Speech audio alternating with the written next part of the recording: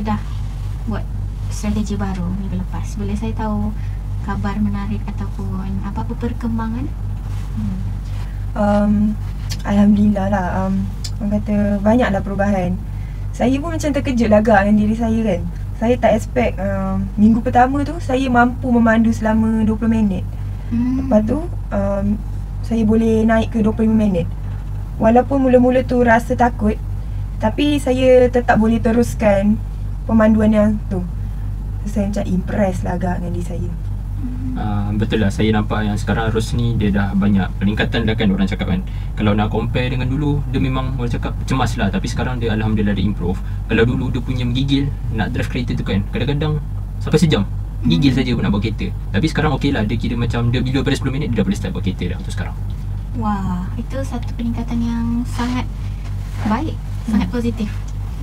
Jadi saya nak minta Ros kejap, mungkin tarik nafas, bertenang. Okey, bagi diri tu ruang dulu untuk hargai apa yang Ros dah achieve. Sebab benda tu bukan benda yang kecil, benda tu mesti pencapaian yang sangat besar. Kan? Macam Cik George katakan tadi, dulu nak sejam nak mula memandu, pegang steering pun tak boleh. Sekarang ni below 10 minutes dah boleh kontrol keresahan tu. Jadi sebenarnya kita ni sebagai manusia, kita banyak nampak kekurangan diri kita. Tanpa kita sedari, sebenarnya kita banyak je kemajuan, tapi kita tak perasan sebab kita keep the standard higher. Jadi untuk apa pencapaian yang Puan Ros dah capai ni, ini bukan satu kebetulan. Ini memang hasil daripada usaha, dedikasi, konsistensi yang Puan dah curahkan pada diri Puan sendiri. Ini titik peluh lah kiranya untuk capai ke poin yang sangat positif ni. Jadi ni kiranya Puan dah bina balik hubungan Puan dengan diri Puan yang dulu yang pandai boleh memandu. Dan saya dapat rasa connection tu sikit. Puan sedang ajar otak Puan. Dia rasa connection tu sebenarnya sebab otak kita ni dia dapat message yang memandu tu dia masih boleh selamat, dia masih selamat dan dia boleh dikawal. Jadi itu sebabnya Puan punya overthinking, Puan punya ketakutan tu semakin berkurang. Jadi saya nak tanyalah untuk pengalaman Puan memandu minggu yang dah berlalu. Apa yang Puan rasa, yang Puan dah experience paling mencabar setelah dah 15 tahun ni tak memandu? Boleh saya tahu? Bagi saya lah kan, bahagian yang paling mencabar bila saya nampak kereta lain lalu.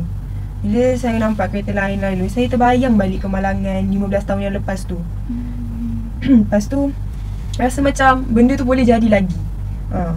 Tapi bila George cakap ambil masa awak yang kontrol kenderaan ni, saya rasa macam lebih stable lah sebab dengan kata-kata semangat dia tu. So itu antara cabaran yang saya kata macam dia mencabar, tapi saya tetap teruskan untuk kemajuan diri sendiri juga kan. Betul. Semua tu untuk diri Puan sendiri juga. Supaya Puan nanti mampu untuk capai matlamat, iaitu pergi ke tempat kerja dengan drive sendiri, kenderaan sendiri. Jadi saya nak ucapkan thank you sebab dah ceritalah mana part yang traumatise Puan. Dan benda tu sebenarnya normal kalau kita rasa takut tiba-tiba. Macam kita sekejap kita okey, sekejap kita takut balik. Sebab dia datang daripada bayangan yang ataupun macam bentuk yang tak selesa, trauma tu. Dia datang bayangan yang tak selesa. Contohnya Puan teringat baliklah gambaran yang pernah kemalangan maksudnya. Dan itu sebenarnya dia rasa takut sebab kita nak berhati-hati. Jadi ini adalah cara otak kita untuk melindungi diri kita. Tapi bila Puan tetap memandu, tetap teruskan pemanduan, Puan dah macam berkomunikasi semula lah dengan otak tu. Maksudnya Puan nak sampaikan yang message baru tu kepada otak yang memandu ni macam saya katakan masih selamat lagi, masih boleh dikawal. Tak semestinya gambaran tu akan berlaku. Itu hanya macam sepintas je sebab dia trauma kan. Jadi situasi dia sampaikan message kat otak ni, yang situasi tu dah berbeza lah, kira-kira dari negatif jadi positif. Jadi saya rasa mesti keberadaan Encik George di sisi sedikit sebanyak membantu. Betul. Jadi mesti cara Encik George yang memberikan sokongan yang positif dan banyak membantu Puan Ros mengawal emosi itu memainkan peranan penting. Ni apa yang kita buat sekarang ni sebenarnya dipanggil sebagai penyahpekaan sistematik ataupun bahasa Inggerisnya systematic desensitization, iaitu kita dedahkan kepada diri tu yang situasi tu yang menimbulkan takut secara perlahan tu sambil kita masukkan teknik kawalan. Teknik kawalan seperti muzik, macam saya katakan, salah satu cara untuk atasi kita punya rasa berdebar, resah ni adalah dengan memastikan kita berada di situasi yang tenang. Macam mana nak pastikan situasi tu tenang? Mungkin kita pasang lagu ataupun melodi muzik yang kita suka. Dan tarik nafas, kan ada teknik pernafasan untuk kita kekal tenang. Ya. Dan of course dorongan positif. Jadi bila kita kekalkan yang benda-benda yang saya sebutkan tadi, situasi yang selamat lah, pasang muzik yang menenangkan, kita dapat sokongan positif yang secukupnya, kita akan rasa lebih confident. Jadi bila memandu tu, Puan lebih macam yakin pada diri untuk kekal di situasi yang selamat. Macam tu, macam alert lah. Lepas tu dah tak nervous mungkin, kurang nervous mungkin.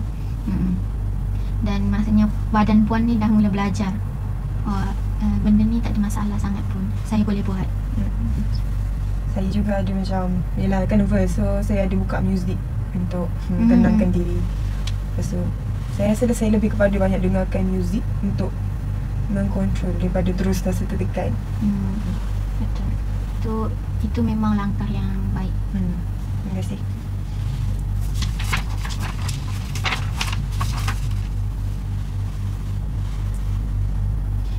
Sekarang ni saya nak tanya tentang strategi ataupun langkah yang kita dah plan hari tu, yang kita ada rancang. Kan kita ada 2 langkah.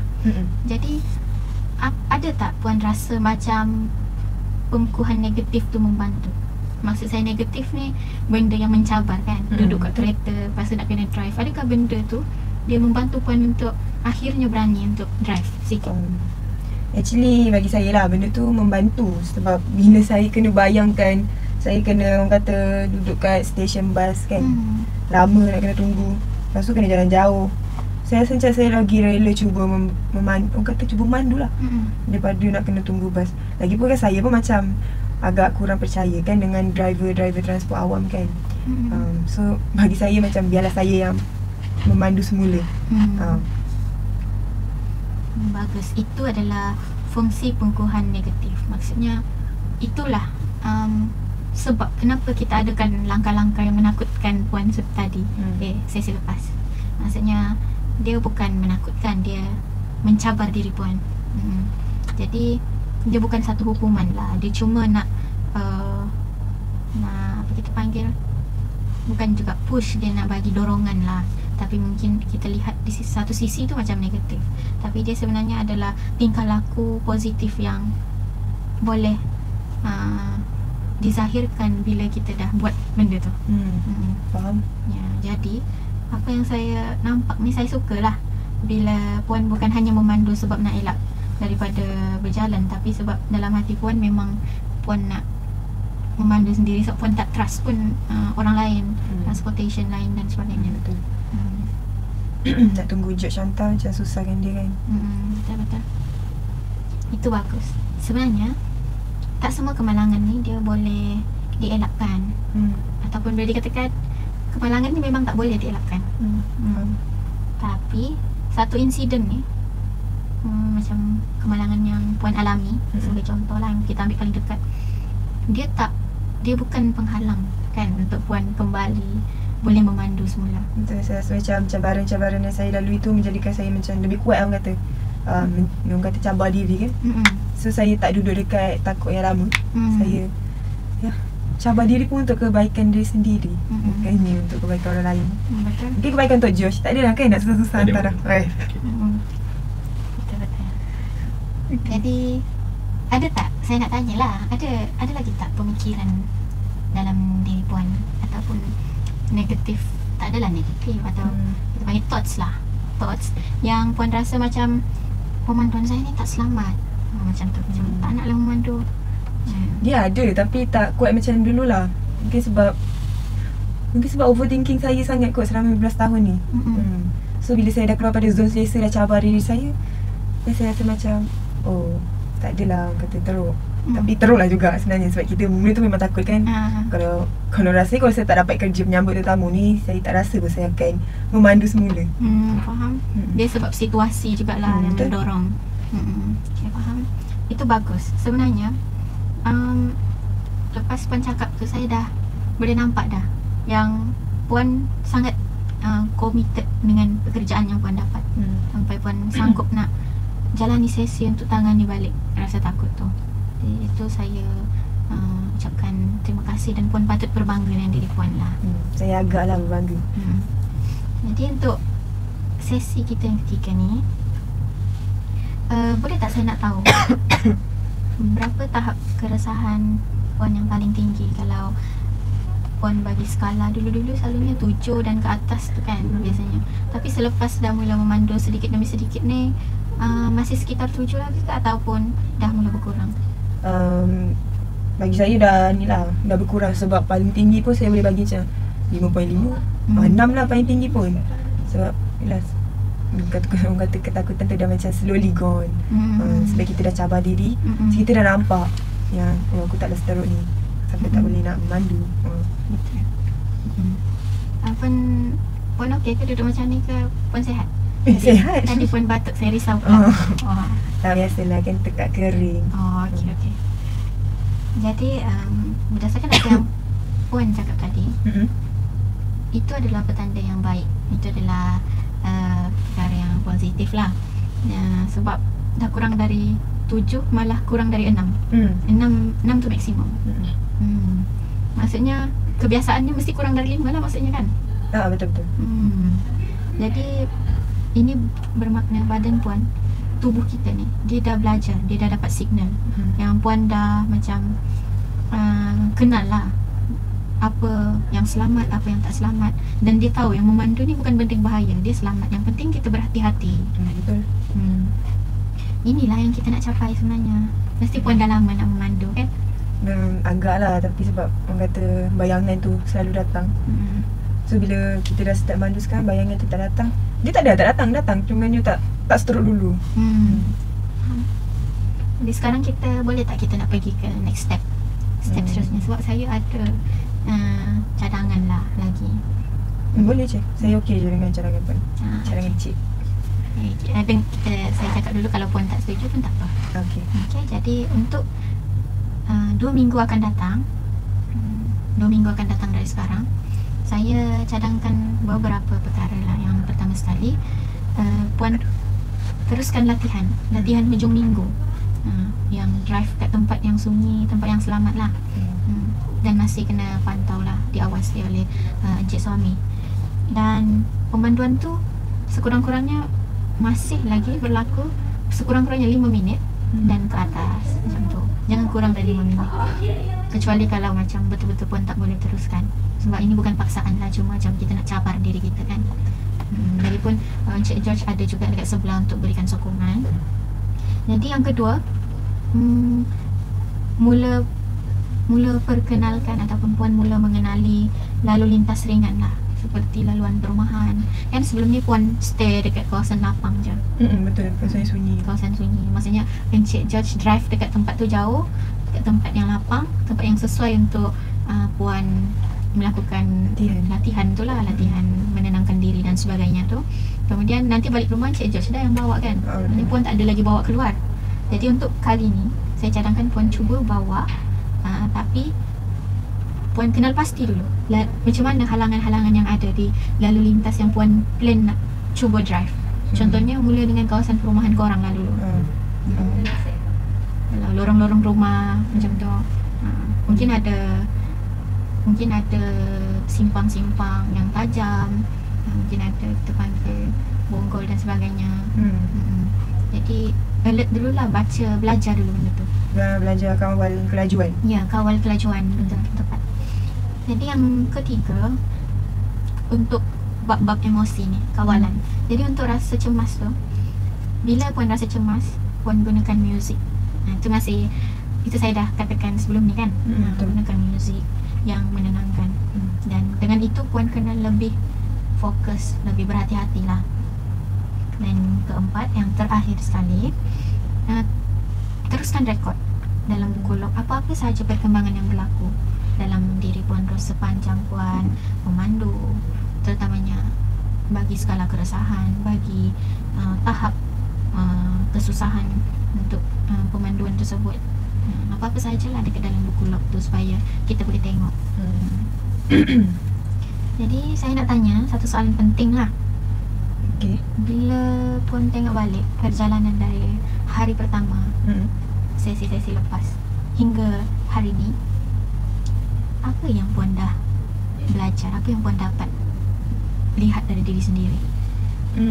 Apa yang saya belajar kan, selama ni saya, orang kata macam Josh pernah kata sebelum ni, bukan sebelum ni, dia kata sejam saya nak ambil masa untuk memandu dan saya pun still tangan bergigil kan. So, saya ingat selama ni saya tak mampu pun nak memandu semula selepas apa yang terjadi. Tapi saya silap, sebenarnya saya boleh je buat benda tu, cuma saya kena paksa dan cabar diri saya. So saya ingat saya lemah, tapi rupanya saya mampu. Itu yang saya rasa lah bila sepanjang kata saya dah melalui proses-proses tu kan.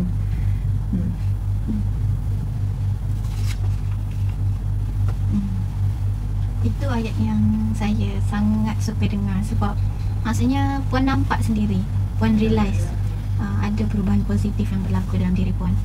Maksudnya mesti Encik pun nampak juga perubahan-perubahan yang berlaku. Betul. Itu kita panggil sebagai self-efficacy. Jadi iaitu keyakinan bahawa kita mampu untuk buat sesuatu yang berdasarkan pengalaman sendirilah. Self apa tadi? Self-efficacy. Ya, maafkan saya. Self-efficacy. Apa? Saya faham je. Jadi ingat ya ayat ni. Jadi setiap kali macam Puan rasa takut, Puan ingat balik Efficacy. Yes, saya pernah buat benda ni sebelum ni.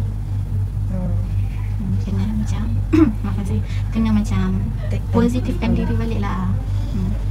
So bila saya ingat benda-benda yang mencemaskan, saya kena positifkan balik fikiran saya. Betul. Okey, faham. Okey, baik. Jadi kita sekarang ni dah sampai ke penghujung sesi kot, sebab saya dah take note dah, saya dah alert dengan maklumat yang saya dapatkan dari Encik dan Puan berdua. Jadi kita masih akan berjumpa di sesi seterusnya lah. Jadi saya harap Puan okey lah dengan benda tu. Sebab saya nak tengok proses Puan sampai Puan dah mampu untuk menjalankan kereta tu, menggerakkan kereta tu. Jadi saya bangga dengan kemajuan Puan Ros. Perjalanan ni memang take time, dia memang perlahan, sebab dia bukan benda yang kita panggil benda yang kita nak hari ni dapat hari ni. Dia bukan nak beli ke apa. Satu proses lah. Betul, dia proses untuk menyembuhkan trauma. Yang penting Puan tak give up. Jadi keep it up. Okey. Okay. Terima kasih atas kata semangat itu. Ya, teruskan usaha. So, Encik George, terima kasih sebab sentiasa berikan sokongan yang positif kepada Puan Ros. Dan Puan Ros terus percaya pada diri sendiri, betul positif, dan minggu depan kita akan jumpa lagi lah, ya, dan rancang lagi langkah baru kalau perlu, dan mungkin kita terus selesaikan lah kalau boleh macam tu, supaya Puan komitmen Puan diteruskan sampai ni lah, sampai sesi yang tujuh macam tu. Kita tengok nanti macam mana. Kalau minggu depan saya tak boleh datang, tak apa ke kalau macam minggu ke, sebab minggu depan saya dah start kerja. So kalau saya datang lagi mungkin 3 minggu. Boleh? Boleh. Okay. Dia ikut kepada masa Puan. Okey. Yang penting memang di pejabat yang di center ni lah. Okey. Jadi itu sahaja untuk hari ini. Tahniah sekali lagi saya ucapkan, dan good luck untuk step yang seterusnya, langkah seterusnya. Semoga semua berjalan dengan lancar dan selamat. Terima kasih juga atas orang kata idea-idea untuk membantu saya mendapatkan keyakinan semula dalam memandu. Sama-sama.